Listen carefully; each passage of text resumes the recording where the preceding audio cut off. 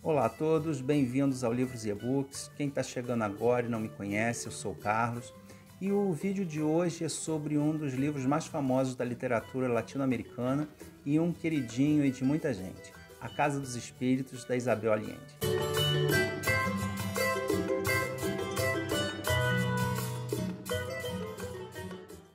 Eu estou para ler A Casa dos Espíritos há muito tempo. Logo assim que começaram os e-books aqui no Brasil, eu tinha um aparelho da Positivo e que quando eu comprei, você tinha direito a escolher 3 livros, né, de uma seleção ali que eles apresentavam para vir carregado no seu aparelho. E um deles foi A Casa dos Espíritos. Acabou ficando, eu não li e acabei deixando ele de lado, né? No final do ano passado, eu estava organizando os meus arquivos e alguns e-books antigos que eu tinha, tive que fazer a conversão para passar para o Kindle. Então eu achei esse livro, não, desse ano não passa, né? Até porque eu percebi que eu ainda não tinha lido nada de literatura latino-americana, com exceção, claro, dos brasileiros. Então falei, bom, esse ano então eu vou ler A Casa dos Espíritos e vai ser a minha estreia na literatura latina. Acabou que não foi, porque alguns meses atrás eu, no grupo de leitura, né, do qual faço parte, a gente acabou lendo O Amor nos Tempos do Cólera, do Gabriel Garcia Marques. Então, A Casa dos Espíritos ficou sendo o meu segundo livro. A Casa dos Espíritos foi lançado em 1982 e foi o primeiro livro da escritora chilena radicada nos Estados Unidos, Isabel Allende, que já transformou ela num sucesso, né, desde esse primeiro livro. Ela depois escreveu várias outras obras também renomadas, mas nenhuma alcançou o sucesso desse primeiro livro, especialmente depois do lançamento do filme de 1993, né? Um elenco aí espetacular e um filme também muito bom. Para quem não conhece a história, a narrativa é centrada em 3 gerações da família Trueba, num local não especificado, mas que é muito mal disfarçado que seja o Chile, né? Em grande parte do século XX. Contada aí desde o início do século até a Revolução de 1973, na qual o presidente Salvador Allende, que viria a ser primo da escritora, foi deposto pela ditadura, né? Pelo general Pinochet, que instaurou a ditadura no país. E então são 3 mulheres, né? A mãe, a filha e a neta, curiosamente chamadas de Clara, Blanca e Alba, que na verdade significam a mesma coisa. Mas a narrativa, o eixo da narrativa é todo em torno do Esteban Trueba, que seria o patriarca dessa família, né? Inclusive o texto é intercalado em 2 narrativas, uma em terceira pessoa e outra em primeira pessoa, narrada pelo próprio Esteban Trueba, já idoso e relembrando aí o seu passado. O Esteban Trueba teve uma vida muito difícil. O seu pai tinha posses, mas acabou desperdiçando tudo. E ele se viu, então, praticamente na miséria com a irmã e com a mãe, né? Doente e já idosa. Ele está noivo, mas resolve, então, só se casar depois que ele conseguir riqueza para dar uma vida confortável à sua esposa. Ele, então, passa um tempo nas minas à procura de minérios preciosos, acaba encontrando, mas por uma eventualidade do destino, ele acaba não se casando com a moça. Ele decide, então, retomar uma propriedade que havia sido do seu pai, mas que agora está em ruínas. Ele vai até lá, que é a Fazenda Três Marias, e lá mora um grupo de ex-funcionários, mas praticamente na miséria, né? Quase que um acampamento de mendigos. Ele então bota ordem no lugar, ele diz que quem quiser ficar ali trabalhando vai ter condições para isso, mas vai ter que trabalhar duro, tanto quanto ele. E ele realmente trabalha muito duro. Ele começa a melhorar ali a situação, começa a dar condições de trabalho dignas para os funcionários, mas não porque ele seja uma pessoa boa, mas porque ele simplesmente acha que isso é o dever dele e que as pessoas trabalharão melhor, né, nessas condições. Porém, ao mesmo tempo que ele faz isso, ele é bastante cruel.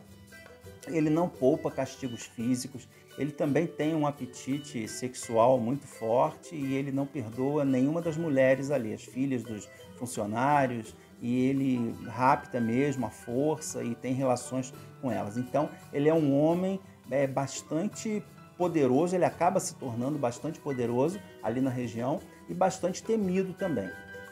Ele lembrou muito nesse aspecto o Paulo Honório do São Bernardo, do Graciliano Ramos, que também é um livro sensacional, vale a leitura quem não conhece. Já tem resenha aqui no canal. Depois que ele enriquece, então, que ele transforma o local ali numa fazenda próspera, resolve se casar e ele vai procurar justamente a irmã da noiva anterior, né? Que na época era ainda uma criança, a Clara. Ele acaba se casando com ela e eles vão morar na fazenda. Nesse meio tempo, a mãe dele vem a falecer e a irmã dele, a Férula, que no filme foi brilhantemente interpretada pela Glenn Close, vai também morar com eles na fazenda. Mas a Clara, ela é uma pessoa muito estranha. Desde criança ela tem premonições, ela conversa com espíritos, ela prevê acontecimentos como terremotos, e inclusive ela faz previsões para as pessoas ali do local onde ela mora. E ela é uma pessoa que vive mais no mundo dos espíritos do que no nosso. Então ela não se preocupa com nada material. Não adianta ele dar presentes para ela e falar de assuntos do dia a dia, né? Ela simplesmente sai com tiradas assim que não tem nada a ver. Ela realmente é uma pessoa bastante estranha. Mas tem um coração muito bondoso, os funcionários ali gostam muito dela, ela trata a todos com muito carinho, ela começa a fazer uma série de melhorias no local, ela ensina as crianças a contragosto do marido, né? Porque ele acha que os funcionários não devem ser letrados, porque se eles aprenderem, eles podem vir a requerer mais do que ele dá.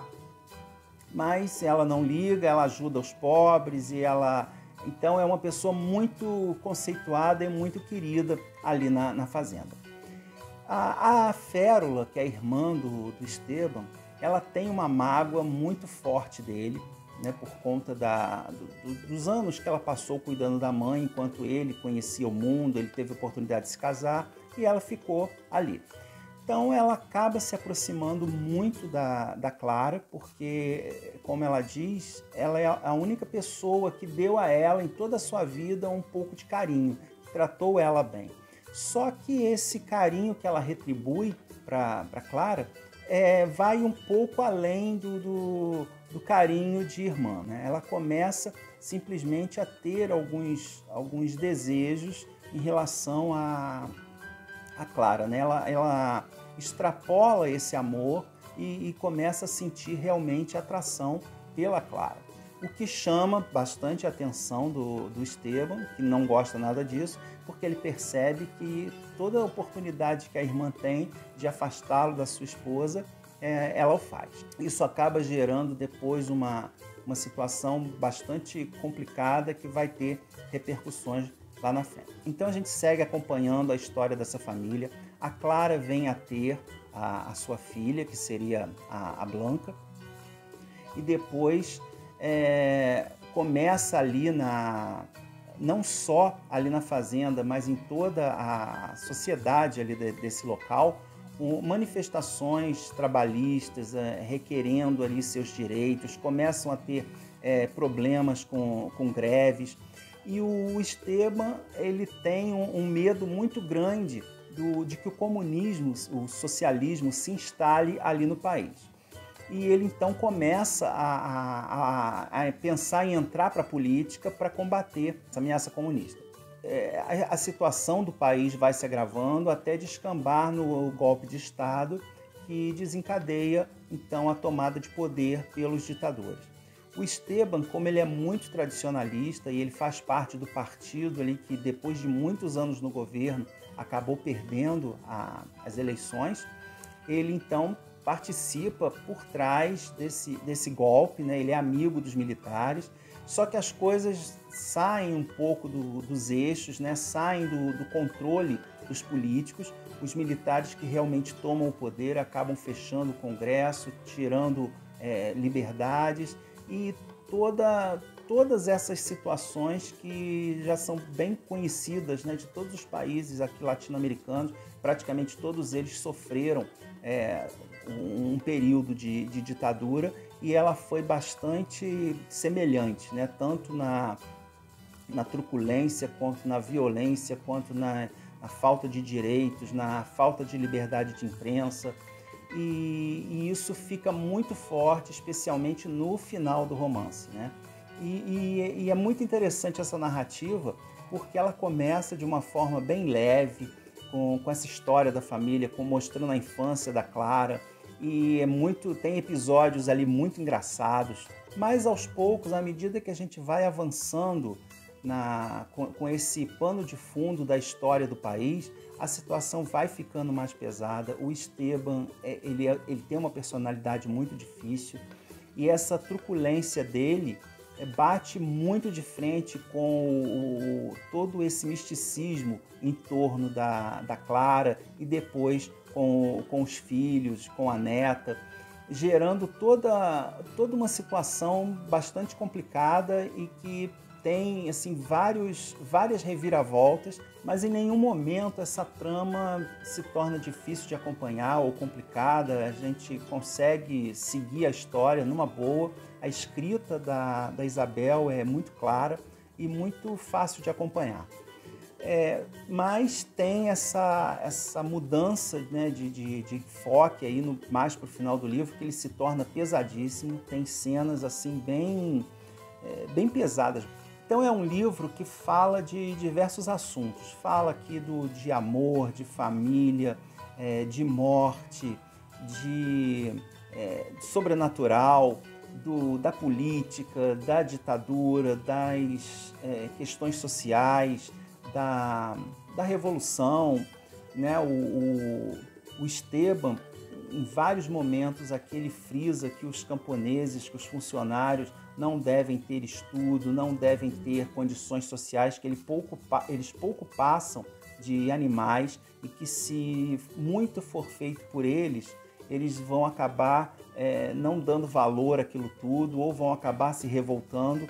É um livro que eu gostei bastante, achei a leitura assim soberba, li rápido, apesar de não ser um livro tão fino, e muita gente também conhece esse livro por conta do filme, né? Como eu falei lá no início. O filme fez muito sucesso, ele tem um elenco estelar, né?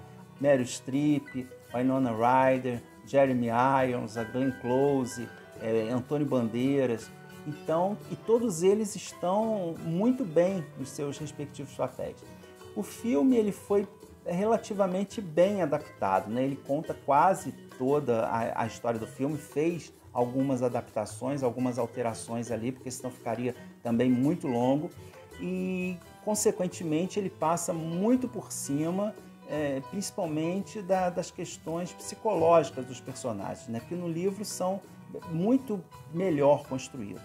E como eu já falei também lá no vídeo do Amor nos Tempos do Cólera, que eu fiz também, falei sobre o filme, eu sinto que esses livros latinos, na adaptação falta alguma coisa, falta um pouco de tempero latino, porque esses filmes, sendo feitos por cineastas de Hollywood ou estrangeiros, ele não tem aquele toque de autenticidade. Por mais bem feitos que eles sejam, eles deixam um pouco a desejar nesse quesito. E eu também percebi isso nesse filme. Talvez se fosse feito por um cineasta latino, né, ele seria mais, teria um toque mais original.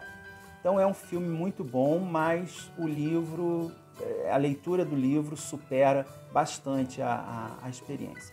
Então é um livro que eu gostei bastante, foi uma das melhores leituras do ano, e deixo a recomendação para quem fizer a leitura ou quem já fez, né, para deixar os comentários aqui embaixo para a gente poder conversar um pouquinho a respeito. E peço também, se vocês gostaram do vídeo, para deixarem a curtida aí, divulgarem nas suas redes sociais, me ajudarem na divulgação do canal e, logicamente, voltarem sempre para os outros vídeos, tá bom? Um grande abraço a todos, tchau, tchau!